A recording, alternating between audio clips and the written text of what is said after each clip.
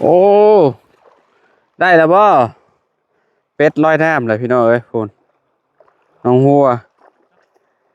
สวัสดีโดยสบายดีน้ำคือสิเย็นคักเนาะพ่อเนาะโอ้พี่น้องเอ้ยข้างกันทันพี่น้องเนาะบริษัทอ่าชายหาแบบนี้ได้พี่น้องเอ้ยเนาะหาปูหาปลาเนี่ยคือแบบสิหมุดตามงูหินเนาะแล้วก็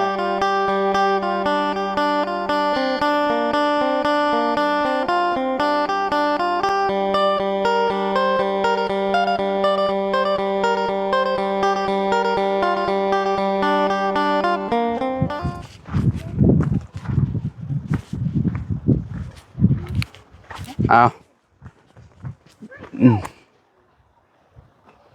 เอากราบสบายดีเด้อสวัสดี FC เบิร์ดสุขูสู่คนพี่น้องเอ้ยเนาะบ่ว่าสิอยู่ในและก็ต่างประเทศพี่น้องเอ้ยเนาะมาพบมาพ้อกันกับเฮาคือเก่าคือเดิมพี่น้องเพิ่มเติมคืออยู่เซเด้อมื้อนี้พี่น้องเอ้ยเนาะอ่าตามมาพี่น้องเอ้ยเนาะตามน้องหัวมาเพิ่นสิมาสอนป้าพี่น้องเอ้ยเนาะสอนป้าในแม่น้ำเซนี่แหละเนาะว่าน้ำบกลงหลายได้อนี่พี่น้องเอ้ยโอ้โหทางหนองแสงมานี่พี่น้องเอ้ยเนาะโอ้ยพี่น้องเอ้ยเมื่อวาน FC เพิ่นก็คอมเมนต์มาหลายอยู่เนาะให้กำลังใจน้องหัวเนาะที่ว่าพ่อเราบ่สบายพี่น้องเอ้ยเนาะบางคนก็บ่แม่นเราเป็นลินสะดวงบ่วะเนาะอันนี้ก็ยังบ่ฮู้เนาะพี่น้องเพราะว่าอ่าบ่ได้กวดได้หยังหั่นน่ะมันต้องออกมาตรวจเนาะพาเราออกมากวดว่าบ่อนเพิ่นดูดทรายพี่น้องเอ้ยเนาะเพิ่นยังบ่ได้ค้นไปเลยเด้อนี่อ๋อได้หลายเลยนี่แหละอันบ่อนน้ำวุดก็พอน้ำวุดมาขอนำกับเจ้านี่ทรายอยู่นี่แหละพี่น้องเอ้ยโอ้หลายอยู่เด้อโห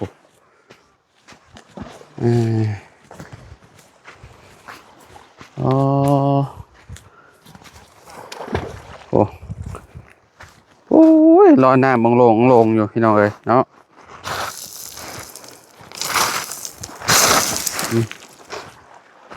โอ้ได้แล้วบ่เป็ดลอยน้ำเลยพี่น้องเอ้ยพูนน้องหัวสวัสดีโดยสบายดีน้ำคือสิเย็นคักเนาะพ่อเนาะโอ้พี่น้องเอ้ยข้างกันทันพี่น้องเนาะบริษัทอ่าชายหาแบบนี้ได้พี่น้องเอ้ยเนาะหาปูหาปลาเนี่ยคือแบบสิหมุดตามงูหินเนาะแล้วก็อ่าอันนั้นลงไปเลยกองกดฮะโอ้โหฮ้อนแบบนี้โพลงอยู่ได้เนาะอาจารย์มันบ่มีส่งขาสั่นนี่แหละได้เลยเด้ โอ้มันเด้อเฮ้ยอยากลงอยู่ครับบ่มีส่งเนาะมันเปียกบ่ได้นี่โอ้น้ำบกคักอีหลีนี่น้ำบ่ได้หลายปานใดบัดนี้เนาะโอ้ยางขามก็ได้บาดนี้เนาะแม่นโอ้บ่ยากขี่เรือแล้วบัดนี้เนาะโอ้มันจะคืออีหยังก็คือปลาวาฬเด้คือแมวน้ำเนาะคือแมวน้ำลิ้นน้ำเล่นน้ำเลยฮะหมดเออเมื่อวานก่อนเมื่อเมื่อว่าเมื่อวานนี่แม่นมเราก็มาหาคือกันเราได้หลายเติบเลยได้ปลาพวกปลากดไปหยังได้มันสิอยู่ตามงูหินเนาะมันอยู่บ่ ดุเนาะหนองหัวเนาะอยู่ถ้าว่าอยู่เฮือนนั่นล่ะก็มันก็สินานเบิดมื้อนานค่ำตินานค่ำแล้วก็เฮ็ดให้เราคิดหลายอีกเรื่องพ่อเรื่องพ่ออีกกับปานนั้นพี่น้องเอ้ยเนาะอันนี้แต่มาหาอยู่หากินเนาะอยู่น้ำปูน้ำปลาน้ำน้ำนี่ก็เฮ็ดให้ลืมไปแน่พี่น้องเอ้ยลำบากแล้วน้องเพิ่นพี่น้องนะตอนนี้ก็ได้ถ้าอยู่ข้างในใช่เนาะแบบว่าถ้าอยู่ข้างนอกยังว่าพาไปหาหาหมอเลยสิได้ฮู้ว่าเป็นโรคอีหยังแท้ๆคือที่ฮู้แหละเนาะขนาดพ่อว่าจันน่ะ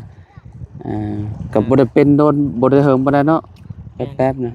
เพราะว่าโรคของพอเราเป็นน่ะมันเป็นโรคที่รุนแรงน่าเจ็บอย่ามาลงไวแต่ของพอลงหัวนี่บ่ฮู้ว่าเราเป็นย้อนหยังเราแอวแข็งย่างเลย เจ็บ เจ็บแอว แมว คือยัง เกี่ยวกับมังคลางพร้อมได้เนาะ กระทายเป็นเลือดอีก ถ่ายเป็นเลือดนี่อาจสิเกี่ยวกับลำไส้บ่หรือว่าเป็นลินสะดวง ที่สิดวงนี่ถ่ายเราต้องยางบ่ได้เนาะเจ็บคด เวลาถ่ายออกมันเจ็บเนาะ อันนี้ถ่ายเป็นเลือดน่าจะเป็นเกี่ยวกับลำไส้ ลำไส้แก่ติเดาไปหั่นแหละพี่น้อยเนาะแต่ว่าเราก็ซื้อยาไปให้แล้วเมื่อวานนี้ฟังเบิ่งอาการนี่แหละคำว่าเขาสมมุติว่าอาการเราบ่ดีขึ้นก็เจ้าก็น่าสิโทรมาหาเราแหละกับเรื่องหุ้งหนังห้านเราอีกบาดนี่ เยอะกะเบิ่งซอยน้องคนเบิ่งตัวนี้แหละพี่น้องเนาะก็คือเงินผู้ใหญ่เพิ่นให้มาอยากให้น้องเพิ่นมีเป็นสิเป็นอันนั่นแหละอาจารย์ถ้าว่าเฮาบ่เฮ็ดบางเงินแบบนั้นก็มันต้องมีน่าจะเป็นต้องใช้แม่นเงินน่ะ บ่อย่างใดก็อย่างหนึงบ่อย่างใดก็อย่างนึงเพราะว่าอยากให้ผู้ใหญ่ที่เพิ่นก็อยากสร้างโครงการให้น้องเป็นจริงแม่นทั้งน้องจันทั้งน้องหัวแหละเป็นเรื่องอนาคตของน้องเลยแหละตัวนี้ค้าขายเนาะแม่นอาชีพตัวนี้หนึ่งมานี่แม่เรากับมีพื้นฐานการกินแซ่บอยู่แล้วเนาะแม่นโอ้ถ้าเราลงมือเฮ็ดน่ะก็เพราะว่าน่าสิได้ขายอยู่นะเขาว่าเนาะ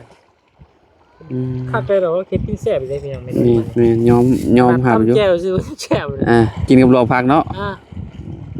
โอ้คือแมวน้ำเลยพี่น้อยเนาะอยากลงอยู่อยากลงลองไปหาเราเบิ่งอยู่แต่ว่าบ่ได้มีเสื้อผ้ามาเปลี่ยนของว้าวกันว่าจักมื้อเด้อว่าจักมื้อเด้อสิมาลงน้ำบ่ว่าน้องหัวบ่พอมื้อนี้เพิ่นลงมาแล้วว่าลงน้ำลงในแหละโอ้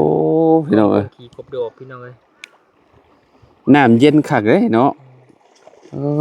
พี่น้องเอ้ยคักเลยแต่ก่อนเราก็กินน้ำมันนี่แหละน้ำเซ่นี่แหละ กินเบิดบานเลยเลยฮ่าโธ่โอ้ไปเรื่อยๆพี่น้องเอ้ยเนาะโอ้เย็นยังวะแม่นโอ้คนมาหาหลายอยู่เด้อมันแดดๆมันก็เจ้าลงเด็กน้อยเด็กยังก็เจ้าก็มาลงแซวแถวนี้แหละเขาว่าเนาะหัวบ่ได้ลงไปผมบ่หัวขึ้นไปเทิงผมบ่ว่าขึ้นไปเทิงผมบ่ได้ยินแล้วเสียงน้ำเฮงล่ะน้ำเข้าหูแล้วของน้ำเอ้ยเฮ้ยโอ้คอยคิดว่าปลาโลมาซะดอก คือปลาโลมาอยู่เด้น้องมุดมาแล้วสร้างน้ำแล้วบ้ามเลยคักเลยนี่ก็เจ้าเฮ็ดมองดูดิเนาะก็เจ้าเมื่ออันนั้นเมื่อบ้านก็เจ้าเบิดได้นี่โอ้ก็เจ้าดูดจากฝั่งนั่นมาเลยโอ้จากฝั่งนะโหเห็นเอา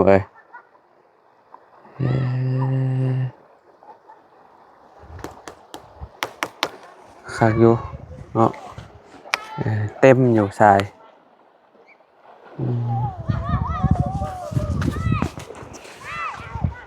ไปพุ่นแหละน้องหัวเพราะแดดแห้งเลยพี่น้องเนาะแบบว่าว้าตัว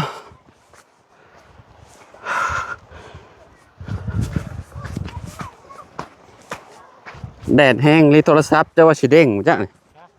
ยันโทรศัพท์เด้งเนี่ยอัดคลิปอยู่ดีๆก็จะว่าสิอันนั้นออกว่าจ้ะมันฮ้อนนะมาเด้อจักได้จักโตเลย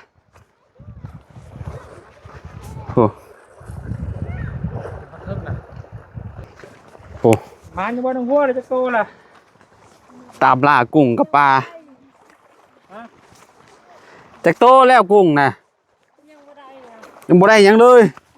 โอ้ยพี่น้องเอ้ยเนาะ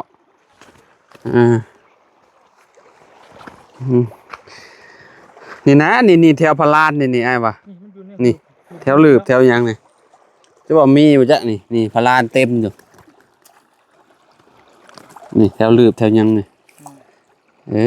คือวะนี่ ขอบคอจัก มันยังไง นี่คือกุกกด แม่นบ่ปลาบ่นี่แถวมันอยู่แถวลืบแถวลืบรีบนี่เขาว่าเนาะปลาหมักชวนมันฮ้อนช่ำมัน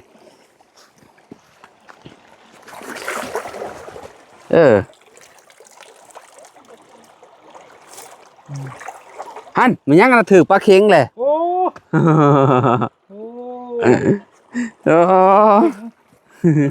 คือแน่นอนเลยนะเซเว่นบอกนะโอ้เดเบ็ดลาวไปหน่อยโอ้ปลาเค็งตัวใหญ่ดีเนี่ยอาจารย์เนาะ ใช่ นี่ โอ้ปลาเค็งนำเซก็มีเนาะ โอ้เอาเนี่ยไอ้พลอยคนเนี่ยเป็นฟันเนาะ มีแปรงฟันพร้อมโอ้แข็งเลยนี่โอ้ยนี่แถวเงิมนี่หัวนี่มันบ่ได้ บ่ได้บ่จักแล้วเขาก็บ่เคยเนาะอยู่น้ำตลอดเนาะคือสมเฮาหากินแบบนี้น่ะแล้วแหละบ่ได้ดอกอันนี้กระเจ้าล่มลงแล้วนี่เนาะต้นยังนี่ต้นเข่งโอ้อยากกระโดดน้ำเด้มันฮ้อนไปเลยเนาะไปเรื่อยๆน้องหัวเนี่ยโอ้ยพี่น้องเอ้ย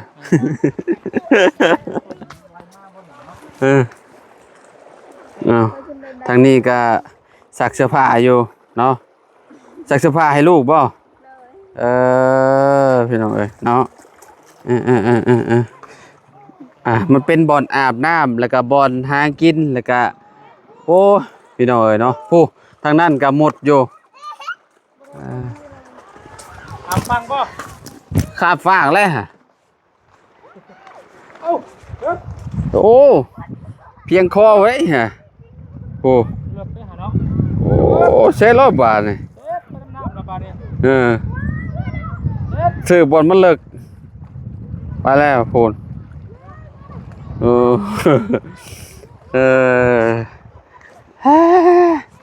อ้คนหาหลายแต่มันนี่เนาะมันแดดเนาะฮะเอ้าเจ้าข้ามไปพุ่นเลยชุบก้อยกันจะเป็นเลยต้องไปหาฝั่งนั่นเนาะฝั่งนี่มันบ่ค่อยอันนั้นเพราะว่าคน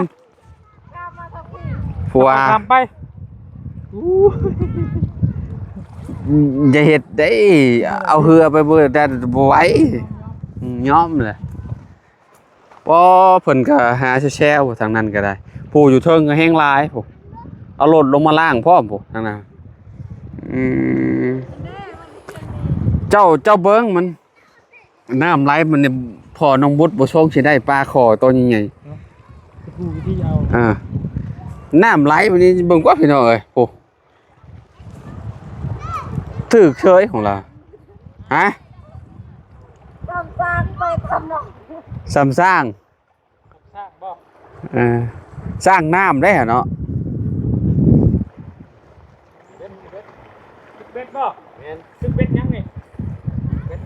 เบ็ดห้าปลาจัดปลายังได้กินแล้วได้กินอยู่บ่แต่ละเถื่อได้กิน2-3โต10โตอีกแล้วตกแบบไรไม่ใช่จะเอายังมาใช่เอาแมงอยู่นั่นแมงนั่นดิดนี่ได้มันดิดคือแมงเมาแมงหยังแมงเมา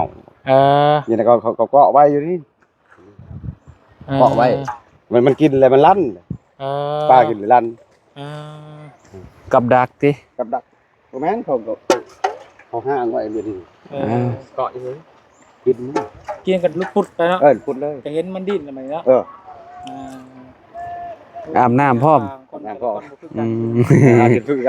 อาบน้ำพร้อมเนาะตึกเบ็ดพร้อมคักหน่อยเนาะตัวผู้น้องๆเพิ่นได้อยู่บ่ได้บ่ทางน่ะบ่ชงเด้เนาะไปแล้วพี่น้องหัวโอ้ข้ามฟากเลยเมื่อนั้น ทางน้องบุตรพุ่นน่ะขี่เรือลำนี่แหละเนาะข้ามไปพุ่นเกือบต้นน้ำเอาโทรศัพท์พี่น้องเนาะเป็นห่วงโทรศัพท์เขาก็ได้คักได้บรรยากาศยามแรงๆนี่ต้องยามแรงๆเนาะเวลาเฮาลงมาหั่นน่ะพี่น้องอันนี้ตอนนี้มันแดดแฮงหั่นน่ะเนาะ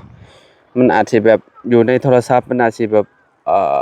มัวๆเนี่ยนิดนึงพี่น้องเนาะเพราะว่าโทรศัพท์มันบ่แพ้แสงเด้เนาะน้องแสงมันนี่เราก็ข้ามไปพุ่นแล้วเนาะซึ่งเฮาก็บ่ได้ข้ามไปนำลาวพี่น้องเนาะก็เรื่องห้านเรานี่ก็ถามเราคร่าวๆแล้วพี่น้องเนาะไปใช้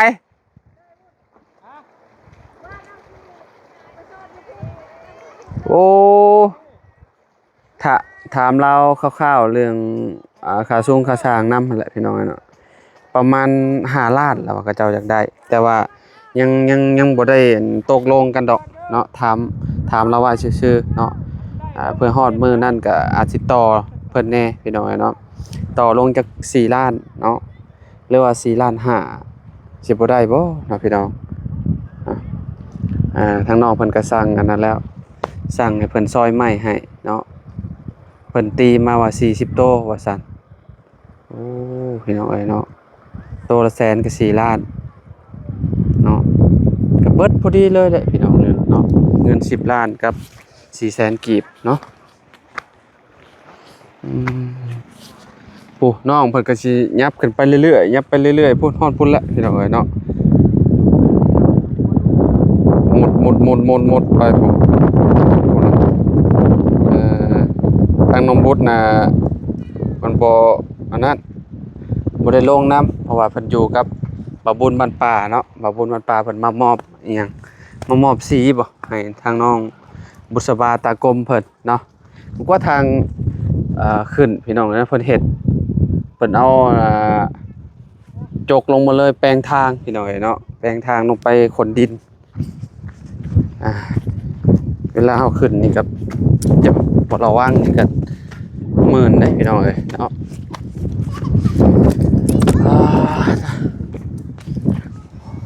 ฮ้อนพี่น้องเนาะเอาล่ำลาเด้อพี่น้องเด้อเนาะขอบคุณหลายๆที่มารับชมคลิปเนาะคลิปนี้กับบ่มีหยังหลายเด้อพี่น้องเด้อเนาะตามมาเบิ่งน้องหัวเพิ่นสอนกุ้งพี่น้องเนาะสอนกุ้งสอนปลาก็ยังได้บ่หลายปานใดดอกน้องเพิ่นก็สิมุ่งหน้าขึ้นไปเรื่อยๆมุ่งหน้าขึ้นไปพุ่นแล้วก็สิเมื่อเลยว่าซั่นเนาะเอาอยู่ดีมีแฮงเด้อพี่น้องเด้อขอบคุณหลายๆที่ติดตามเลยครับชมคลิปเนาะสำหรับคลิปนี้ไปแล้วสบายดีพี่น้อง